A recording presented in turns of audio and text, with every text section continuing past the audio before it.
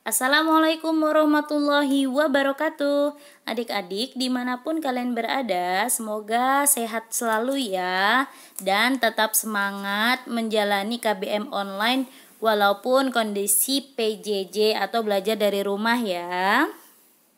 Pada kesempatan kali ini saya akan menjelaskan materi mengenai elastisitas dan tegangan permukaan. Sudah pernah dengar kata elastis pastinya dong. Kalau tegangan permukaan mungkin masih jarang ya, atau ada yang sudah pernah mendengar atau belum. Nanti kita bahas selanjutnya ya. Berikut peta konsep pembelajaran kita hari ini. Yang akan dibahas adalah pengertian dari elastisitas, kemudian membahas besaran-besaran pada elastisitas, ada tegangan, ada regangan, ada modulus elastisitas. Nanti di dalamnya sini ada gaya, ya kan? Ada luas permukaan dari benda dan seterusnya. Kemudian kita juga membahas susunan daripada pegas, ada susunan seri, ada paralel, nanti ada susunan dari keduanya yang disebut dengan campuran, kemudian aplikasi elastisitas bagi kehidupan manusia. Nah, apa sih elastisitas itu? Jadi kalau mendengar elastis yang terbayang apa coba? Oke, betul, pegas. Apa sih nama lain pegas? Nama lainnya per ya, per. Ayo yang nggak bisa ngomong R nih harus berlatih ya, per. Terus apa lagi yang terbayang? Tara, karet. Terus apa lagi yang terbayang? Ada ikat rambut ya kan? Ada itu spons untuk nyuci piring ya, dan lain-lain. Jadi apa sih elastisitas itu? Elastisitas adalah kemampuan suatu benda untuk kembali ke bentuk semula. Jadi kalau kita tarik karet melar ya, habis melar kalau kita lepaskan tarikannya dia kembali ke bentuk semula. Begitupun dengan pegas ini ya. Gitu. Terus pertanyaannya, Bu, emangnya yang bisa melar aja yang punya nilai elastisitas? Sebenarnya tidak ya. Sebenarnya semua benda itu mengandung elastisitas. Namun nilainya berbeda-beda. Bahkan ada yang nilai elastisitasnya mendekati 0 ya. Gitu. Termasuk batu ya, termasuk besi ya. Jadi setiap benda memiliki nilai elastisitas, namun bergantung bendanya ya. Ada yang nilai elastisitasnya sangat tinggi, berarti dia mudah melar sekali. Ada yang elastisitasnya rendah, artinya kayak kaca rendah ya. Coba kamu beri gaya, bisa menyebabkan kaca retak ya, karena gaya yang diberikan melebihi batas elastisitasnya ya. Jadi poin pentingnya, semakin tinggi nilai elastisitas suatu benda, maka kemampuan dia kembali ke bentuk semulanya semakin besar. Jadi kalau semakin kecil nilai elastisitasnya mendekati 0, yang kita lihat pada benda itu mudah berubah bentuk, artinya mudah rusak ya. Gitu, pecahkah, patahkah, putuskah, seperti itu. Nah, berikut besaran-besaran dalam elastisitas yang akan kita pelajari. Ada istilahnya tegangan, ada istilahnya regangan, dan modulus elastisitas ya. Kalau tegangan itu bahasa Inggrisnya stress. Jadi kalau kita tegang, kita stres ya enggak? Ya, jadi tegangan atau stres itu adalah perbandingan antara ini, gaya dengan luas permukaan ya. Oke, jadi kalau misalnya ini tadi ya, kan tadi kita punya pegas nih, ini punya pegas ya. Terus sebagian dari besi di pegas itu kita potong. Nah, bentuknya jadinya apa? Silinder seperti ini ya. Ya, jadi luas permukaan itu ya, luas permukaan itu ya di silindernya ini gitu ya. Jadi ini luas permukaannya. Jadi semakin besar gaya yang diberikan ya, semakin besar gaya yang diberikan pada pegas atau pada benda, maka yang terjadi pada benda itu apa? Mudah melar ya tadi, semakin melar gitu ya. Semakin besar gayanya, maka makin melar gitu. Bagaimana hubungan gaya dengan luas permukaannya? Ya, jadi kalau luas permukaannya ini makin besar, artinya kan berarti pegasnya besar tuh. Berarti kan kayak motor, bayangin motor itu punya pegas ya, atau per di joknya itu kan kalau anak kecil yang naikin pernya nggak berubah banget ya. Tapi kalau misalnya anak kecil ada 10 yang naikin, baru berubah kan pernya gitu. Jadi kalau semakin besar luas permukaannya, menyebabkan tegangannya semakin kecil ya. Kalau luas permukaannya makin kecil, maka tegangannya makin besar gitu ya. Kemudian kita bahas regangan atau strain, yaitu perbandingan antara pertambahan panjang benda atau pegas tadi terhadap panjang mula-mula.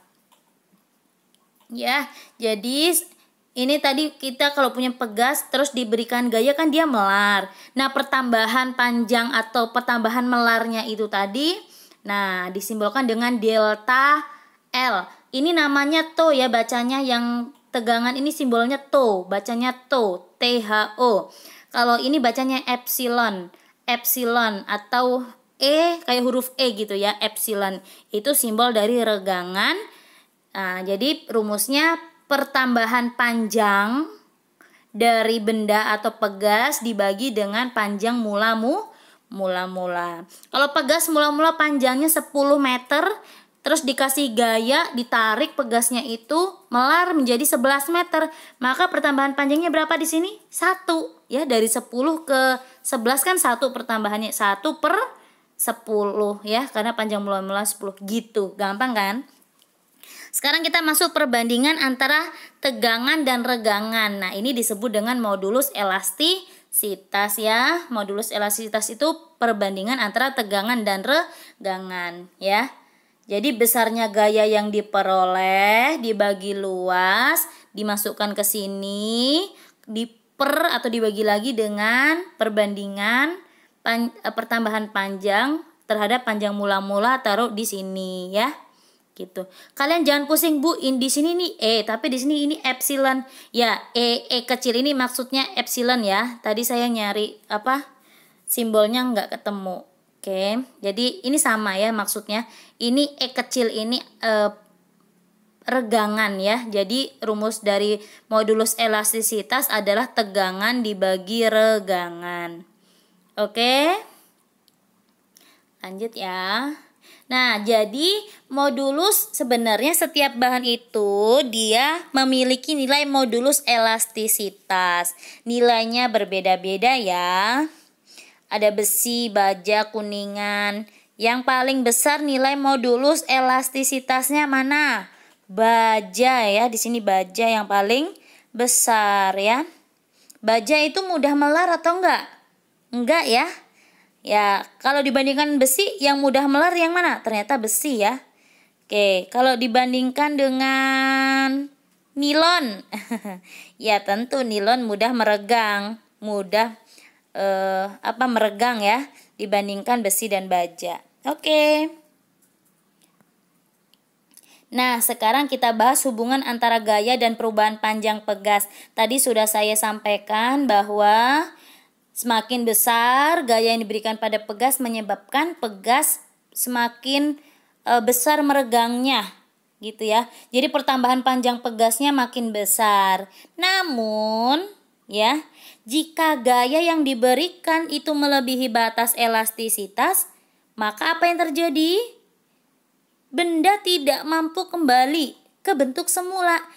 Jadi kemampuan benda untuk kembali ke bentuk semula kan namanya elastisitas.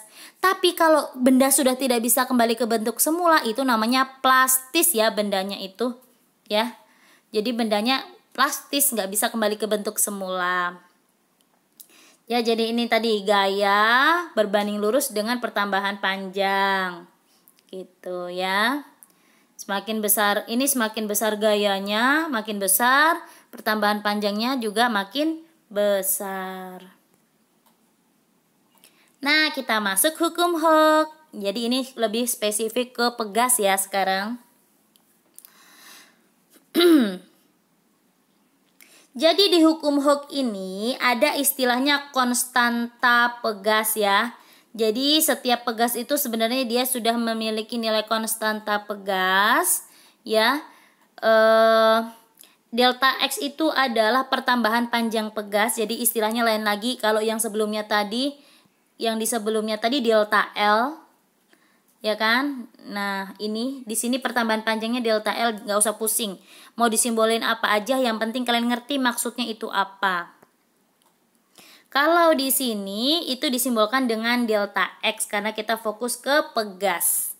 Jadi delta X adalah pertambahan panjang, K ada konstanta pegas, F adalah gaya yang diberikan pada pegas. Langsung ke ini ya.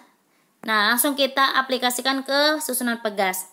Jadi seumpama pegas, ini ada 3 susunan pegas, ada 3 pegas yang tersusun secara seri. Diberikan gaya, ini kalau bilang gaya berarti jangan pusing antara tarikan atau dorongan. Kalau ini gambarnya berarti ditarik atau didorong? Ditarik. Jadi pegas yang tersusun secara seri ini ditarik oleh gaya sebesar F. Masing-masing pegas, ini ada 3 pegas, masing-masing punya konstanta pegas gitu ya. Maksudnya seperti itu. Nah, pertanyaannya bisa jadi nanti yang ditanyakan itu berapakah besar gaya tariknya? Yang diketahuinya pertambahan panjang pegas dan konstanta pegas. Bisa jadi yang ditanya konstanta pegasnya apabila diketahui perubahan panjang pegas dan gaya yang diberikan pada pegas. Ya. Jadi nanti untuk konstanta pegas itu mencarinya ada caranya ya. Kalau pegas yang tersusun secara seri itu mencari konstantanya itu, konstanta total atau konstanta penggantinya itu caranya 1 per K1, ini anggap K1, ini K2, ini K3. Jadi 1 per K totalnya itu 1 per K1 tambah 1 per K2 tambah 1 per K3 dan seterusnya. Kalau ini ada 10 ya udah sampai 10 gitu ya. Jangan lupa hasil akhirnya kan masih dalam bentuk 1 per K total. Maka K totalnya gimana dibalik? Misalnya 1 per 2, di sini 1 per 2 tambah 1 per 2 tambah 1 per 2 jadi berapa? 3 per 2. Jadi 1 per K total sama dengan 3 per 2. Maka K totalnya adalah 2 per 3 ya. Jadi K totalnya jadi 2 per 3. Karena sebelumnya masih dalam bentuk 1 per K total. Jadi untuk K totalnya dibalik. Selanjutnya untuk mencari konstanta pengganti pada susunan paralel. Kalau paralel, ini misalnya ada 3 pegas tersusun secara paralel. Untuk konstanta totalnya gampang, tinggal dijumlah K1 tambah K2 tambah K3, nggak usah pakai 1 per gitu ya. Nilai K total yang sudah diperoleh ini dimasukkan ke sini kalau misalnya ditanyanya F. Kalau misalnya ditanyanya K, ya udah, berarti yang diketahui tadi F dan delta X-nya ya. Ini khusus, jadi mencari konstanta pegas pengganti itu atau konstanta pegas total itu apabila biasanya yang ditanya gaya gitu atau pertambahan panjangnya. Atau bisa jadi ya memang gayanya pokoknya diceritain dikasih gaya gitu. Berapakah K totalnya? Ya udah kalian cari pakai cara seri atau pakai cara paralel. Bu, nanti kalau campuran gimana? Dia susunannya campuran seri dan paralel. Kalian selesaikan satu-satu. Lihat gambarnya. Kalau di gambarnya campuran, yang pertama misalnya gambarnya seri, cari dulu secara seri. Baru yang kedua paralel, cari secara paralel, baru digabungkan. Nah, untuk penjelasan lanjutnya silahkan kalian bisa tonton video di channel sekilasilmu.edu ya. Di situ penjelasan tentang contoh-contoh soal pegas. Ada di situ ya. Nah, sekarang kita masuk pemanfaatan pegas bagi kehidupan sehari-hari. Tentu tidak akan lepas dari kehidupan sehari-hari ya. Iya, nih di motor pakai pegas. Kenapa? Ya, supaya ketika kalian mengendarai motor atau mobil menemukan ada gronjolan, gronjolan itu? Ada lubang atau ada polisi tidur, ya kan? Nggak sakit punggungnya. Jadi tetap enak aja naik motornya kan. Ini di pulpen, ya pulpen yang ceklek-ceklekan itu ya. Mekanik, pulpen mekanik, pensil mekanik itu kan pakai pegas, pakai per.